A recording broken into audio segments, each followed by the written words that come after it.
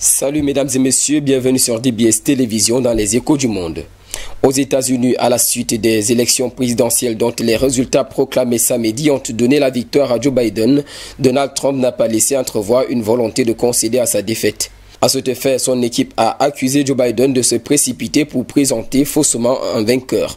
Pour preuve de son mécontentement, 2 tweets rageurs de Donald Trump tombent dans la soirée. 71 millions de bulletins légaux, le plus grand nombre jamais enregistré pour un président en exercice. Jusqu'à dimanche matin, il faut dire que l'homme à la cravate rouge n'a pas appelé son rival, comme le veut la tradition. Rappelons que Donald Trump, président désormais sortant, répète le même scénario que la veille des élections. Il ne cesse de crier à la fraude et son dernier cri ce week-end a été fait avant une partie de golf en Virginie.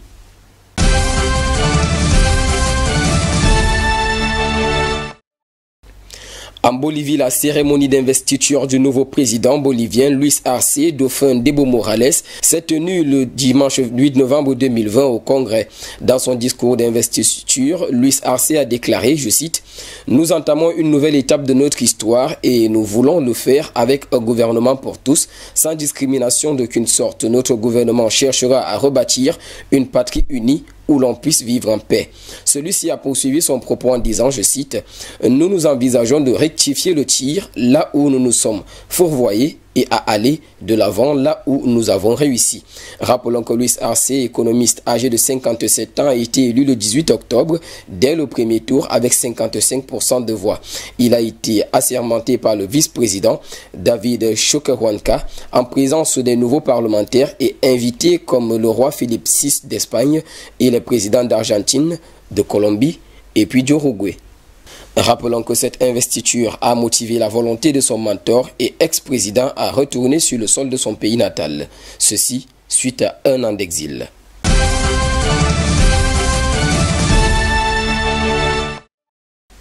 À présent en Irak, le dimanche 8 novembre 2020, 11 personnes ont été tuées dans une attaque tenue dans la ville de Bagdad.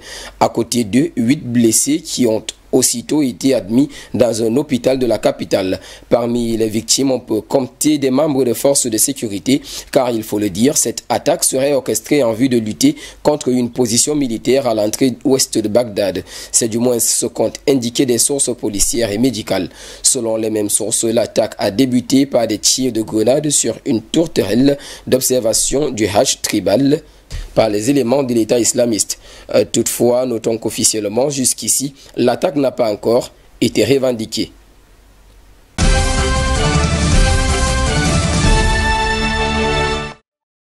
Et puis en Russie, selon les agences de presse locales, 3 soldats ont été tués ce lundi 9 novembre dans une fusillade sur une base de l'armée. Cette fusillade aurait été orchestrée par un militaire qui est en fuite. Pour plus de crédibilité, le service de presse du district militaire ouest indique que 3 militaires ont été mortellement blessés dans l'attaque. Le commandement de l'unité militaire et les forces de l'ordre prennent des mesures pour retrouver et arrêter l'agresseur.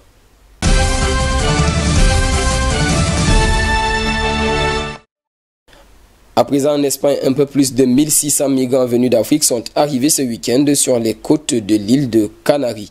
Ces derniers, repartis sur une vingtaine d'embarcations précaires, auraient donc débarqué pour plus de précision dans les îles de Grande Canarie, Tenerife et El Hierro.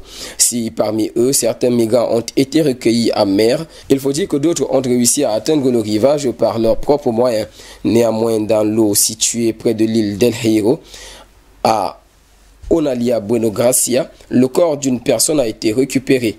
Pour la maire de la municipalité de Mogán déplore, l'île de Grande Canarie aurait déjà dû disposer d'installations décentes pour accueillir ces migrants. Rappelez-vous que dans la vie, il y a toujours une crise, des crises cycliques, et maintenant nous traversons une crise économique et migratoire, et la vérité est que c'est une honte que l'Espagne et l'Europe apportent une telle réponse. Il est à noter que depuis plusieurs mois, les migrants africains ont repris la route des Canaries et préférence à la Méditerranée. Ceci fait suite à des accords de contrôle frontalier conclus avec la Libye, la Turquie et le Maroc. Selon le ministère espagnol de l'Intérieur, 11 000 personnes ont été accueillies dans le pays depuis le début de l'année.